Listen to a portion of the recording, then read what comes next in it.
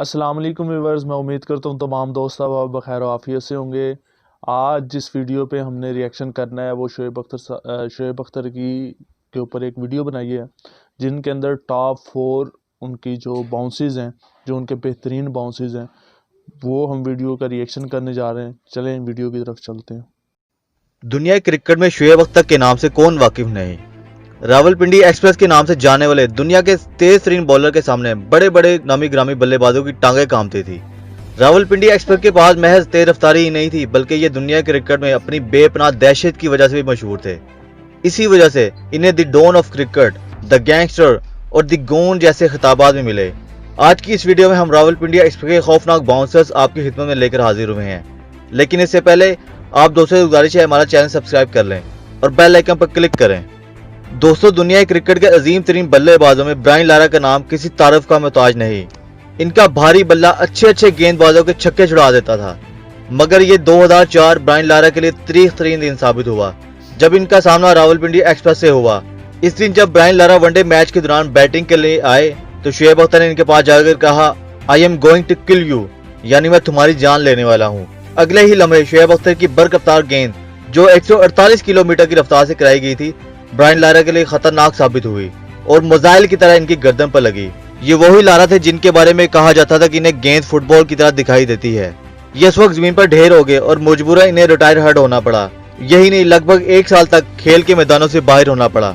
अब बात करते हैं साउथ अफ्रीकी बल्लेबाज गैरी क्रिस्टियन की, जो अपने करियर के रूज पर रावलपिंडी एक्सप्रेस के गजब का शिकार हुए। अक्टूबर 2003 पाकिस्तान और साउथ अफ्रीका के दरमियान एक टेस्ट मैच जारी था जब गैरी क्रिस्टियन 53 रन पर क्रीज पर मौजूद थे। दूसरी तरफ शोएब अख्तर पूरे जोश के साथ तेज रफ्तार से बॉलिंग कर रहे थे। रावलपिंडी का एक बाउंसर 150 किलोमीटर की रफ्तार से बैट्समैन को लगा, जो हेलमेट के अंदर जा घुसा और इनके गाल की हड्डी बुरी तरह फ्रैक्चर हो गई और खून की धार इनके चेहरे से टपकने लगी। इनके चेहरे में बड़ा जख्म नमूदार हो गया, जिसकी वजह से ये खेल के मैदानों से बाहर हो गए। दोस्तों, भारत हमेशा ही पाकिस्तान का रवायती हरीफ रहा है, इसलिए इंडिया पाकिस्तान के मैचेस में खिलाड़ियों को जोशो खरोश देखने वाला होता है। इसलिए सचिन के खिलाफ बॉलिंग करते हुए रावलपिंडी एक्सप्रेस का जोश और भी बढ़ जाता था, जिसका वो अक्सर इजहार भी किया करते थे। और सचिन के बारे में मशहूर था कि इनकी शोएब अख्तर को देखकर टांगे कांपती थी। एक टेस्ट मैच में रावलपिंडी एक्सप्रेस ने सचिन को बाउंसर मारा जो सीधा इनके सर पर लगा। बैट्समैन को चोट तो कोई खास नहीं लगी, लेकिन बाउंसर ने 14 तबक रोशन कर दिए थे। भारत के साबिक कप्तान सौरव गंगुली रावलपिंडी एक्सप्रेस से कुछ ज्यादा ही खौफ में थे। सौरव की अक्सर शोएब अख्तर को देखकर हवा टाइट हो जाया करती थी। ये अक्सर शोएब को खेलने में खौफ महसूस करते थे और इनकी गेंद को रोकने छोड़ने में एक रिंग समझते थे।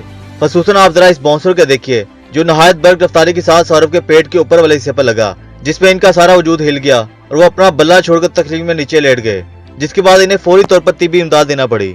दोस्तों, उम्मीद है आज की आपने देखा है कि शोएब अख्तर रावलपिंडी एक्सप्रेस के बारे में इन्होंने बताया कि उनके 4 जो ख़तरनाक बाउंसर हैं, उस हवाले से उन्होंने डिटेल बताई है।